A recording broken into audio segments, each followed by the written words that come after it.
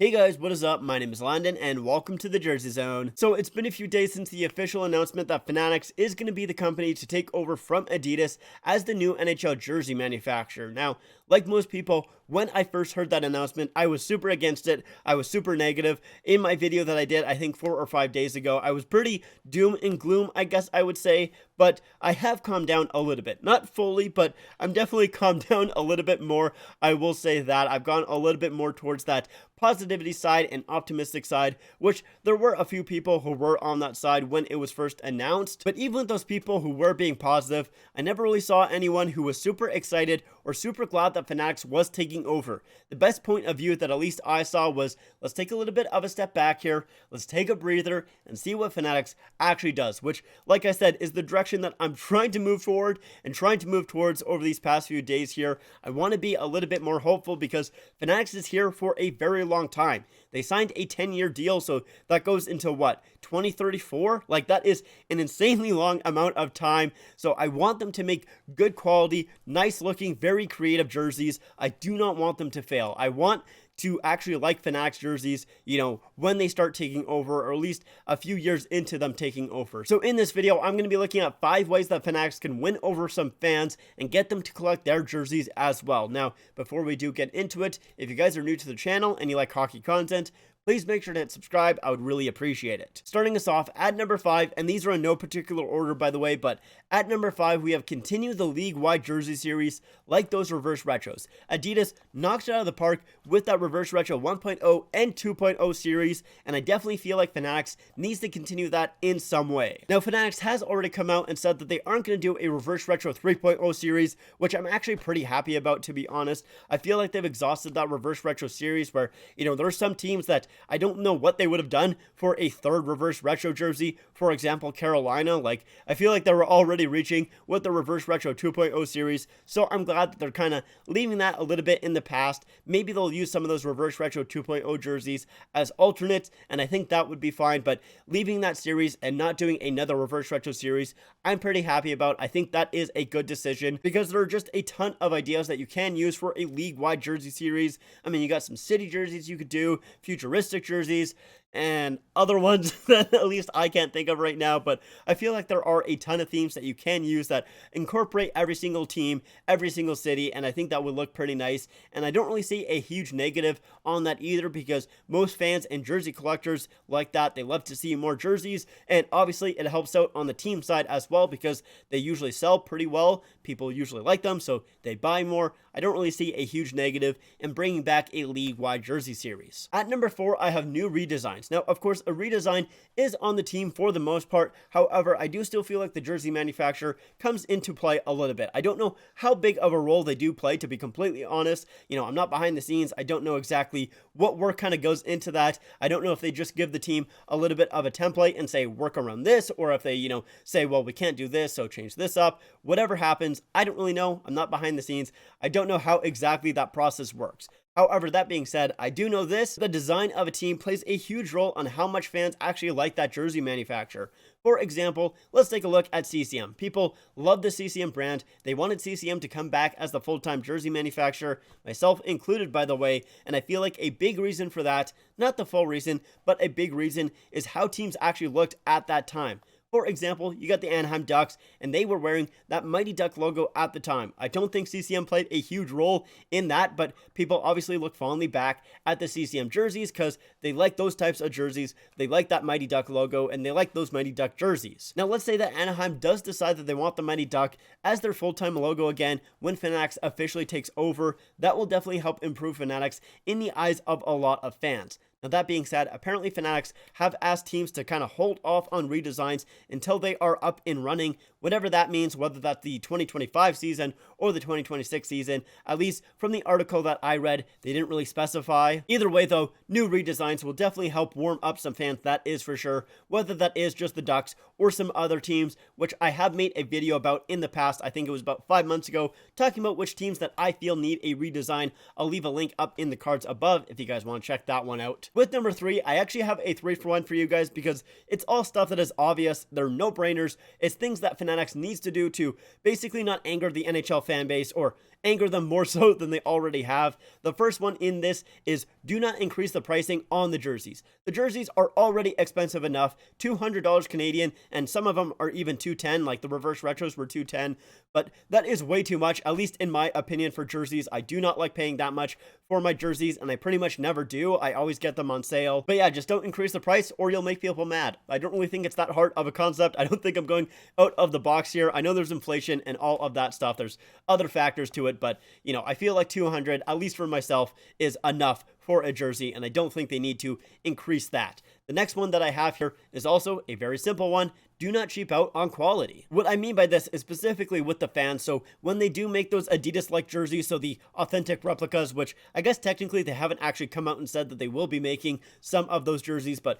it would be a huge shocker if they don't. They would be missing out on a huge market if they only made those breakaway jerseys and didn't make the breakaway plus these authentic replica jerseys like the Adidas jerseys. I don't know why they wouldn't, but I really do hope that they don't cheap out on the quality of these jerseys here. You know, with the prime green logos on the Adidas jerseys, they are so nice. They look so great. So I really hope that it isn't a huge downgrade. I mean, I hope there isn't any downgrade, but I kind of expect it at this point. I really hope there's not a huge downgrade in the logos going from the Adidas prime green jerseys to the Fanatics. And then the last one out of the three here is fix the quality control, which is obviously a lot easier said than done. You know, I can just say that. Actually implementing that into the process is a lot more difficult, but they need to figure out why this is happening, why that nameplates are falling off, why that they're having wrong numbers on jerseys, why names are misspelled, all of that type of stuff. Is it because they're just hiring people that really don't care? Is it because they're overworking their staff and they need to hire more people? Whatever it may be, you are the official NHL jersey manufacturer now. Well, I mean, next season, after next season, I guess I should say, you're the official jersey manufacturer. You need to figure it out. You need to actually produce quality products. The NHL cares about that, or at least they should care about that. It is their brand image. You know, if the face of the jersey manufacturer is putting out terrible quality, you would think they would force them to change that up and kind of improve that aspect. Obviously, you're still going to have some poor quality control issues. Sometimes that's just going to happen when you have such a big company, but you know, I feel like it happens more often than not with Fanatics. So I feel like they definitely need to clean that up. Whatever it may be, they have a year and a half to identify the issue and resolve it. So I hope that they do that. I hope they clean it up by the time that they actually officially take over. Moving on to number 2 here, this is where I start to get a little bit more niche and maybe talking about stuff that will win me over specifically, because you know, with the other stuff, I feel like that kind of expands to everybody. You know, lots of people want more jerseys, they want better quality jerseys, and they don't want to pay more. You know, they want better quality control. That's not really a huge statement, but with number 2 here, I want to say that please make more away jerseys. Please make them more available, because that is one issue that I've had with Adidas, is they've slowed down the production on the away jerseys, which I understand why they did, but I also hate them for doing it. The reason Adidas slowed down on producing those jerseys is just because they don't sell as well, which obviously makes sense. Most people do prefer those home jerseys, and most casual fans want the home jerseys so they can wear them to the home games. I get that, I understand that, but as someone who loves the away jerseys, I think they look a lot better than the home jerseys in most cases, not all, but in most cases. It made me quite upset. That happened, I think it was like 2 or 3 years ago now, maybe even a little bit longer ago, but it was quite upsetting because specifically there is one team that I very much want, and that is the Buffalo Sabres away jersey. I absolutely love that, but as a Canadian, it is almost impossible to find any American team's away jersey. It is very, very difficult because that Buffalo Sabres specifically, the Buffalo Sabres away jersey, it's not on the Adidas Canada website, it's not on the NHL Canada store, it's not on, you know, Sport Check or Pro Hockey Life. It's pretty much nowhere to be found, and the only places that I really looked for with the US sites, which, you know, I don't really look too hard on the US sites, but the only places that I really found that it's on there is either SportsK or the team store, and I can't really buy from either of those. I mean, I can, but you know, the shipping plus the duties and everything like that would be insanely ridiculous. It would be so expensive, and it would not be worth buying from there. But yeah, it is just so unfortunate because I really do want some of the American teams away jerseys, and they've really slowed down on the production of those jerseys. So if Fanatics makes it a little bit more easier for me to buy them in Canada, I would absolutely love that, and it definitely help win me over and help kind of smooth over my dislike for Fanatics, that is for sure. And then finally, at number 1, make a retail made in Canada jersey. Now, if you guys aren't too familiar with what I'm trying to say here, back in the day, let's say with Reebok, for example, they used to basically have 3 different versions of retail jerseys. They would have that retail replica jersey, which is basically what a Fanatics breakaway is nowadays. They would have a semi-authentic jersey, which is basically what an Adidas is, where it's made in Indonesia. It's basically the halfway point in between a replica and an actual authentic. and then they would have a retail made in Canada jersey, which is almost the exact same as like a game issued, team issued, all of that stuff, but just made for the fans, still made for the fans. And I absolutely love those, but unfortunately, when Adidas took over, they completely removed that. That is not an option. You cannot buy those. You can still buy the team issued and the game issued, game worn jerseys, but they're pretty difficult to find. You basically have to find them on the team store. It's not just readily available or anything like that, and they are usually quite expensive, which still, those retail made in Canada jerseys definitely would be, but I still want those. I want those so bad. Specifically with myself, I have a hard time getting those team issued jerseys because most of the time they're a size 54 and up, and for me, I am a size 46, and even size 46s are pretty big on me, so I have a hard time justifying buying a size 54 team issued jersey that would be really big on me and would be super expensive. Like, it just wouldn't really be worth it. So I would absolutely love if Fanatics decided, you know what, let's start making those made in Canada retail jerseys and have them in a size 46, or